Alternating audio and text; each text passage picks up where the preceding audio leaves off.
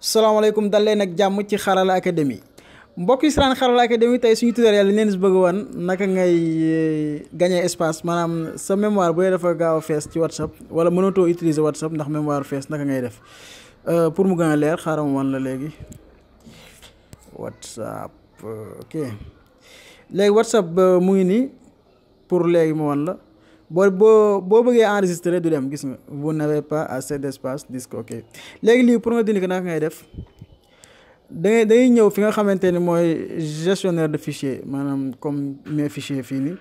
wala tamit beneen am na tamit beneen nu mu tudd sax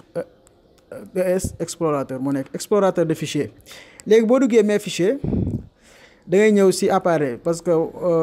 WhatsApp kii yëpp sa données yëpp ci appareil la koy dugal nga wàcc ba ci suuf nga xool dossier bu ñu def WhatsApp mu ngi nii léegi nga duggaat fi ñu def média léegi média gis nga fichier yëpp fi lay nekk bu njëkk bi mooy audio bis topp mooy document beneen mooy image beneen photo beneen vidéo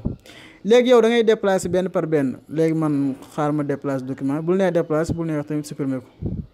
marqué tout voilà gis nga 43 gis nga yii yëpp dafa bëri ma def nii bul nee nga def déplacer machin après yow da nga koy dugal sa carte mémoire carte baa ngi nii créer un dossier ok backup bul neexee tuddee ko non bu la neex léegi man maa ngi koy dugal backup léegi ñu xaar déplacement bi ñëw that's crazy mu nekk solution bu am solo bu pratique aussi léegi mu agsi 45 76 yenn fichiers yi nag dafa diis moo tax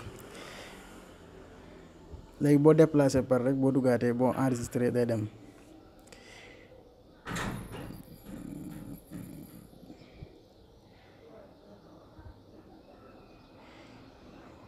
léegi xaaral ñu essayé dafa mel ne yu bari dem na ñu essayé waat ba xam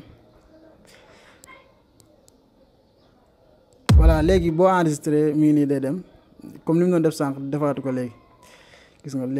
nga mi ngi nii day dem boo enregistré rek day dem voilà li des tamit mën nga def noonu fichier yëpp bu la si neex mën nga ko déplacer comme xaar ma annulé bii nii ma wan la yeneen yi si des comme boo duggee nii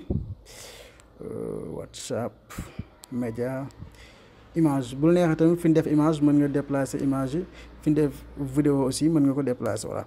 mbokk yi doon seetaan Xarala Academy li moo nekkoon suñ tutoriel bu tey ma yaakaar ni njëriñ ngeen bu baax del ñaan ngeen abonné ci chaîne bi daal koy partager ba beneen yoon ci beneen tutoriel